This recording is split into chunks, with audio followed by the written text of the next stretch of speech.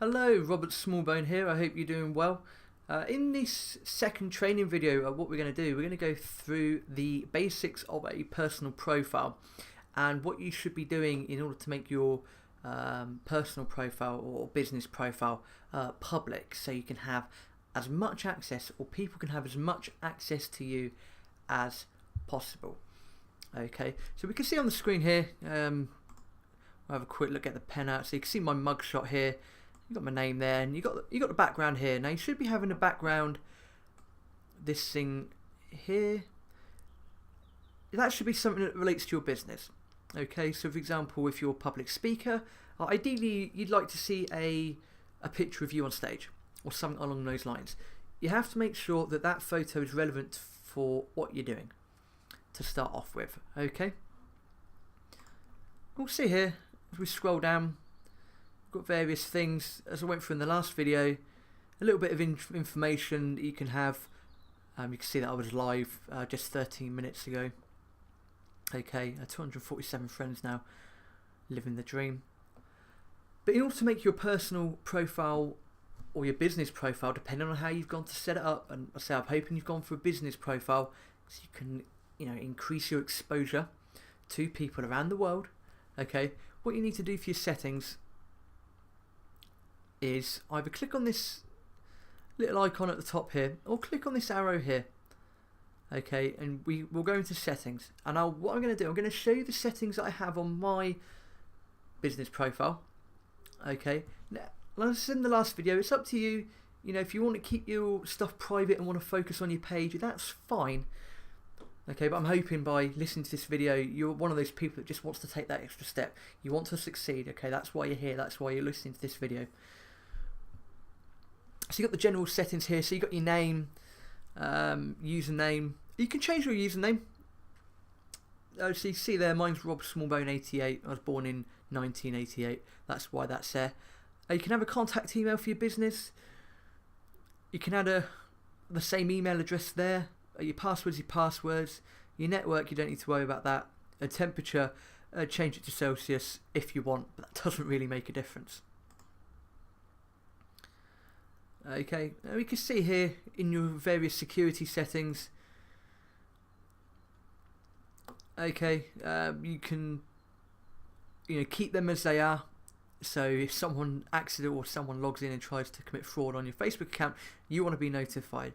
Okay, and use that email address to send through. So these are just the basic security settings at the moment. Okay, login approvals as well. You don't necessarily need them. I don't think you need them at all. Just adds another layer of security though, if you feel that way. And again, code generator. You can if you really want. You don't have to though. Same with the passwords, public key, trusted contacts, recognized devices. Okay, all of these things, you can add if you want to, but you don't have to. Okay, these settings are normally pretty good as they are, to be perfectly honest with you. And not that you ever would want to, but you can deactivate your account if necessary. So in the privacy settings here, right, this is where it gets interesting. This is where we can change it around and we can really see who's got access to what on your profile. So who can see your future posts? So the options we have here, we've got public, friends, or only me. Okay, so obviously with this, because we want exposure, so you want to have it on public. Okay, review all your posts and things that you're tagged in. Yes, definitely.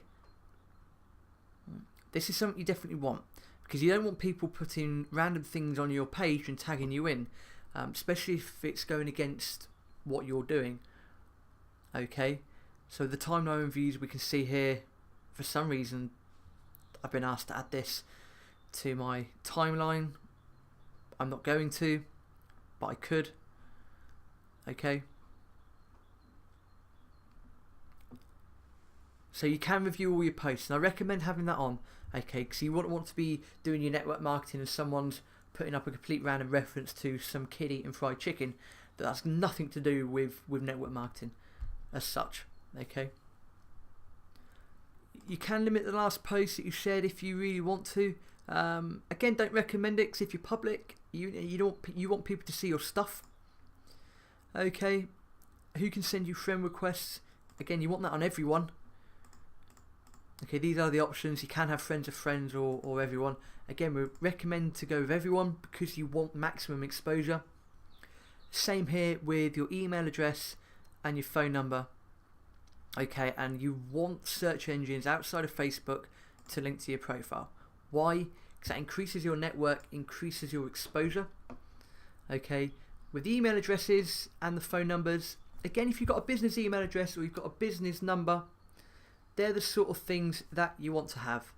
Okay, it's just another way for people to contact you. And again, if you get some people that are ringing you and are a bit bonkers, you can just block them on your phone, okay, and on Facebook. So this is geared at getting the maximum exposure to your personal profile. Okay, the timeline and tagging. Again, who could post on your timeline? That should actually be on, well, that can only be friends or only me. Obviously you want your friends to post on your timeline as well, but you can review those posts here. Again, keep that on. Again, people will put all sorts of stuff on Facebook, so yeah, keep that on. Okay, review what other people see as a timeline. Just keep that as view as, that's fine. Who can see the posts that you've been tagged in, and who can see what others post on your timeline? Again, you want everyone. Okay, this is a public profile, remember, you want maximum exposure. Keep or turn them to everyone. Okay, again, review the tags, that's fine, and you can only add your friends to a tagged post. Okay, just leave that as is, very simple stuff. And that last one there, keep it as unavailable. Okay, blocking here, very important. If you ever wanted to block someone, so if someone was being annoying or spamming you, just add their name or email address and block them. Okay, that's very simple. Same here as well. If you're getting loads of random requests from apps and invites, etc., etc., you can just block the people sending you them. Quite a useful thing to do. Language, yeah, I'm assuming English is going to be your language. If not, if you're like me and you can speak a bit of Spanish, I'm competent at Spanish, change your languages there. Again, if you're fluent in more than one language, so if you're fluent in English and Spanish and Romanian, for example, you can put all three on there, and there's nothing stopping you from posting in those three languages either. Okay, because that could increase your exposure. Most people in the world do speak English. I'd recommend having English on there. But again, if you do speak to people, or if you can speak Spanish, speak Romanian, etc., put them on there, because that's just going to get more people to get in contact with you. You can have languages automatically translated. I wouldn't worry about that for now. I say the bulk of people will speak English and understand English on here. Post in multiple languages, again, you can have that turned on, and say you can post in English and Spanish if you really wanted to. That might flood your timeline a little bit, so I'd recommend just sticking with the one language personally. So in the notifications here, again, all sounds, all notifications. Yeah, this is basically when you're just on your screen, have it turned on. I just have mine turned on. I haven't actually changed these since I set up, to be perfectly honest with you. They are as they are. They'll be absolutely fine. And again, you can just see I've added my number. That's my business number there, if you ever needed to contact me. I say, having the mobile and an email address, some people get concerned about that, but just set up a new Gmail, or just set up a new Hotmail, or whatever. It just increases your exposure. Okay, the more people who can get a hold of you, the better.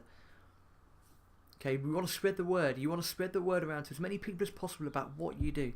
So the easier you are to contact, the easier it makes things, basically. And again, in public posts, again, you want all of these settings just on public. Okay, if they're not on public, make them on public rather than just your friends. So again, you can see there, you can connect a Twitter account if you really wanted. I haven't, but you can. You see my username, comment ranking I've just left off. Again, public public, public, and public. Okay. These sections down here, videos, support inbox. If you've ever got a query about something, you can just go onto support inbox and send them some information. So you can see here, you can submit some stuff.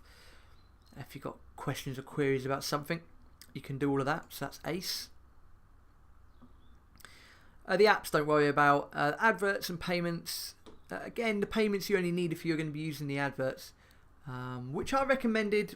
We won't get into that now. We'll get into that in a further training further on down the line about how to set up a Facebook ad and the various different types of Facebook ads.